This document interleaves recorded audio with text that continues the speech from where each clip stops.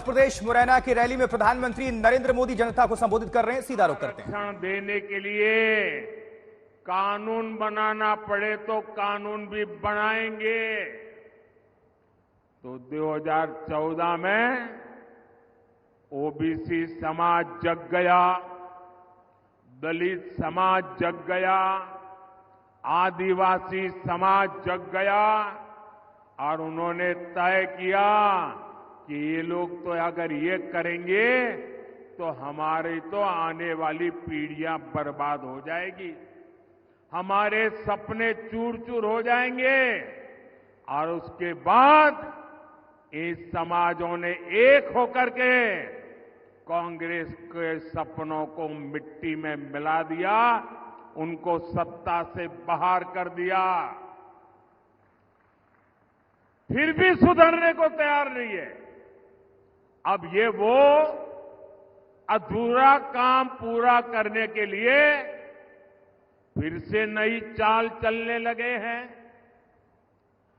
कांग्रेस की चली तो यहां मध्य प्रदेश में जो हमारे कुशवाहा भाई बहन हैं, गुर्जर भाई बहन है, यादव भाई बहन है, गडरिया भाई बहन है, धाकड़ प्रजापति समाज हो, ऐसे सब समाज को जो आरक्षण मिलता है, जैसे हमारे यहां कुमार, तेली, माझी, नाई, सुनार समाज, ऐसे समाजों को जो आरक्षण मिलता है,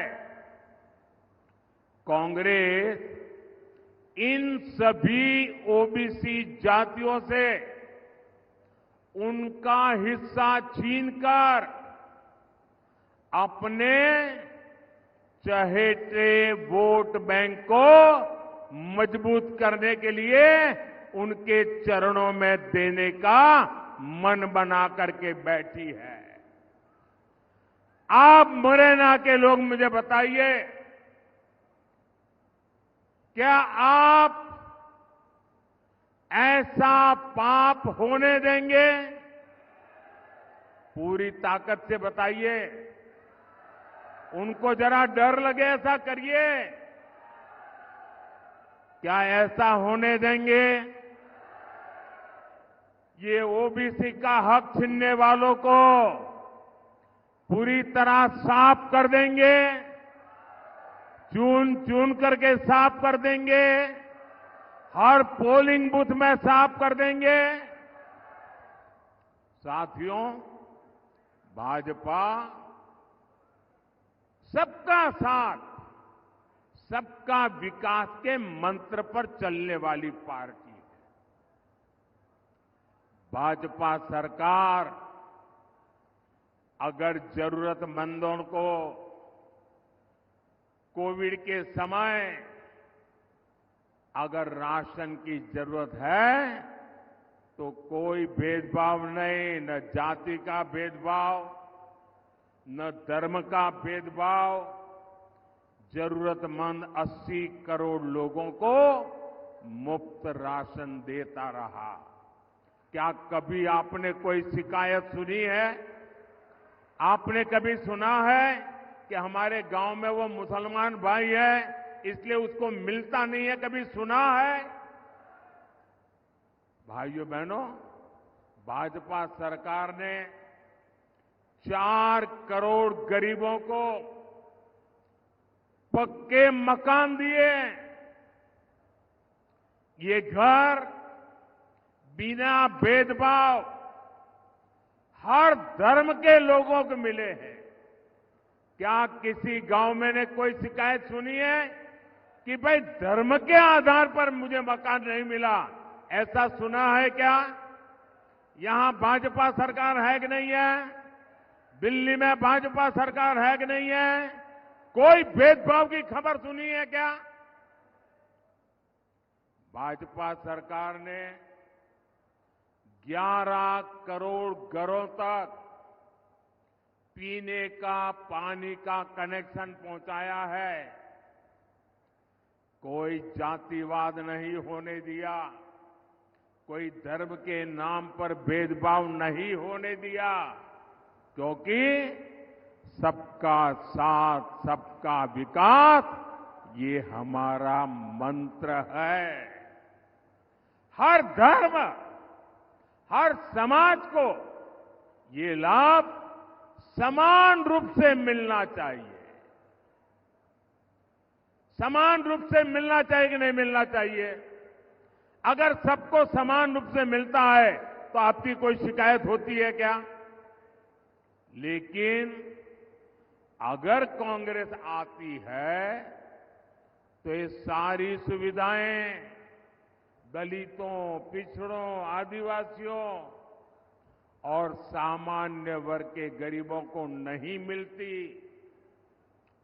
कांग्रेस की चले तो गरीब कल्याण की योजनाओं का लाभ भी धर्म के आधार पर देती, क्योंकि कांग्रेस तो डंके की चोट पर यही कहती है कि देश के संसाधनों पर पहला हक मुसलमानों का है।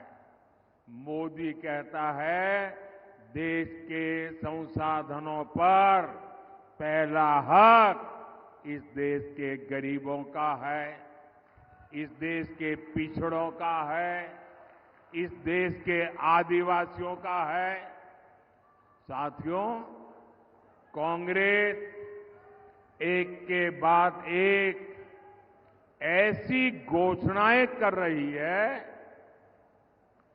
जो देश को भी कमजोर करेगी और आपके परिवार को भी कमजोर करोगी।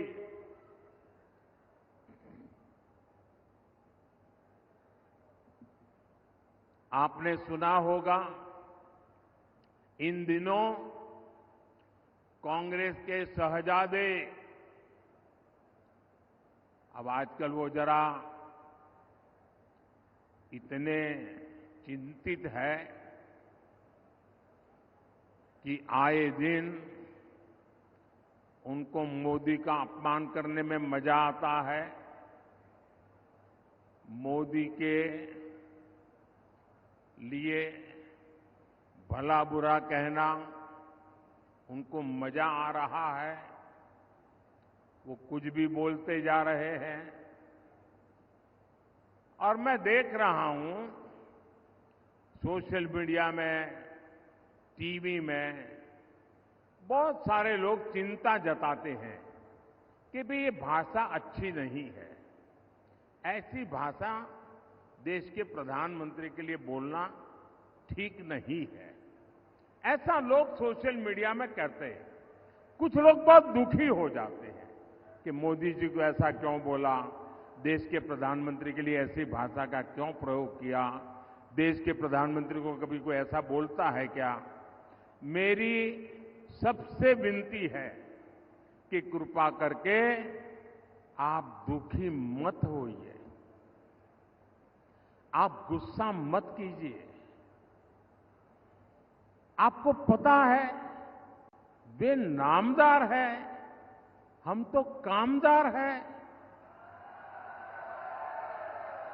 और नामदार तो कामदार को सदियों से ऐसे ही गाली गलौज करते आए हुए हैं, ऐसे ही ठोकर मारते आए हुए। तो भाई मैं तो आप में से आता हूं, गरीबी से निकला हूं। अगर 5-50 गालियां पड़ जाएगी तो पड़ जाएगी, आप गुस्सा मत कीजिए। मैं सबको कहता हूं, आप लोग नाराजगी मत व्यक्त कीजिए। वो इतने निराश है कि अभी आगे आगे तो और बहुत कुछ बोलेंगे, आप अपना समय खराब मत कीजिए। तो ये मेरी सोशल मीडिया में जो लोग बहुत नाराजगी से कुछ न कुछ कहते रहते हैं, टीवी मीडिया वाले भी कहते हैं, मेरी करबद्ध प्रार्थना है भाई इन नामदारों को कुछ मत कहो। हम कामदार सहन करने के लिए पैदा हुए हैं, हम सहन करेंगे, सहन भी करेंगे और मां भारती की सेवा भी करेंगे। हम जरा भी पीछे नहीं हटेंगे दोस्तों, जरा भी रुकेंगे नहीं। ये मैं देशवासियों को विश्वास दिलाता हूं। आजकल इस शाही परिवार के शहजादे पूरे देश में बढ़ चढ़ करके कह रहे हैं, अब आपकी संपत्ति का एक्सरे होगा, एक्सरे। और आपकी अलमारी में क्या पड़ा है, किसी माता बहन ने कुछ बचत अनाज के डिब्बे में अगर दबा करके रखी है, एक्सरे करके खोजा जाएगा। लॉकर में क्या पड़ा है, एक्सरे करके खोजा जाएगा। आप जो कमाई करते हैं, हमारी माताओं बहनों के पास जो स्त्री धन होता है, जो स्त्री धन बहुत पवित्र होता है, कोई उसको हाथ नहीं लगाता है, कोई उसको छूता नहीं है। मंगलसूत्र हो, छोटा मोटा सोना चांदी का गहना हो, इसे पवित्र माना जाता है।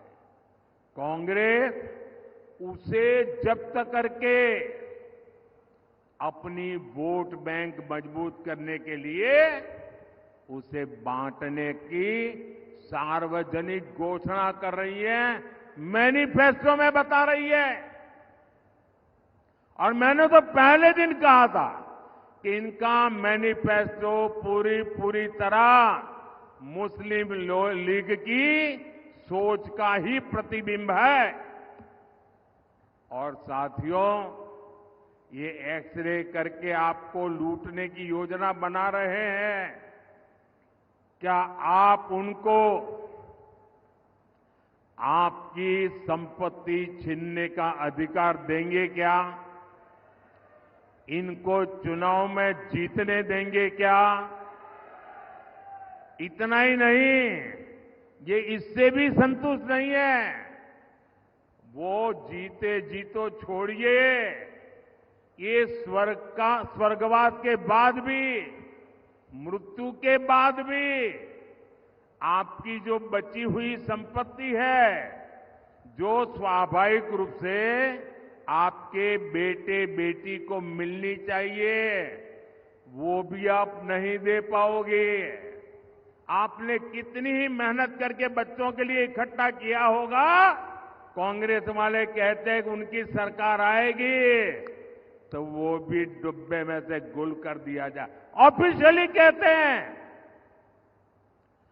आपकी कमाई का आधे से ज्यादा कांग्रेस अगर सरकार में आती है तो ये सरकार छीन लेंगी। और इसलिए कांग्रेस आप पर इनहेरिटेंस टैक्स, आपकी विरासत पर टैक्स लगाना चाहती है। भाइयों और बहनों, इनहेरिटेंस टैक्स से जुड़े जो तथ्य अब निकलकर सामने आ रहे हैं, वो देश की आंखें खोलने वाले हैं। जरा ध्यान से सुना जाए, आप भी ध्यान से सुनिए और मेरे देश के दिग्गज पत्रकार भी जरा सुन ले, मीडिया वाले भी सुन ले, और उनकी जो इकोसिस्टम है ना, जो हर दिन मोदी के बाल की खाल उतारने में लगी हुई है, वो भी जरा सुन ले कान खोल करके। देश के साथ कैसा कैसा पाप हुआ है। मैं आज देश के सामने पहली बार एक दिलचस्प तथ्य आपके सामने रखना चाहता हूं। जब देश की एक प्रधानमंत्री बहन इंदिरा जी नहीं रही, तो उनकी जो मिल्कत थी, उनकी जो प्रॉपर्टी थी, वो उनकी संतानों को मिलनी थी। लेकिन पहले ऐसा कानून था कि वो उनको मिलने से पहले एक हिस्सा सरकार ले लेती थी। कांग्रेस ने पहले ऐसा कानून बनाया था। तब चर्चा थी और व्यापक रूप से चर्चा थी कि जब इंदिरा जी नहीं रही और उनके बेटे राजीव गांधी जी को ये प्रॉपर्टी मिलने की थी, लिख करके गई थी, तो अब सरकार को पैसा चला ना जाए, प्रॉपर्टी को बचाना था, तो इन्होंने क्या कर दिया, उस प्रॉपर्टी को बचाने के लिए अपनी माता इंदिरा गांधी से मिले हुए पैसों को बचाने के लिए उस समय के प्रधानमंत्री श्रीमान राजीव गांधी ने अपनी संपत्ति बचाने के लिए पहले जो इनहेरिटेंस कानून था उसको समाप्त किया और खुद के पैसे बचा लिए। खुद पर आई तो कानून हटा दिया और अब वहां मामला निपट गया, तो आज फिर सत्ता पाने के लालच में ये लोग वही कानून ज्यादा कड़ाई से वापस लाना चाहते हैं। बिना टैक्स के अपने परिवार की 4 पीढ़ियों की अकूत धन दौलत हासिल करने के बाद अब ये लोग आप जैसे सामान्य मानवी की विरासत, आपकी मेहनत की कमाई, जो आपने अपने बच्चों के लिए बचत करके रखा है, उस पर टैक्स लगा करके आधी संपत्ति लूटना चाहते हैं। और इसलिए ही तो देश कह रहा है, कांग्रेस की लूट जिंदगी के साथ भी और जिंदगी के बाद भी। साथियों, आपके और कांग्रेस के आपके साथ खिलवाड़ करने के उनके जो इरादे हैं, कांग्रेस के इन खतरनाक इरादों के बीच आपके हकों की रक्षा के लिए ये मोदी दीवार बन के खड़ा है।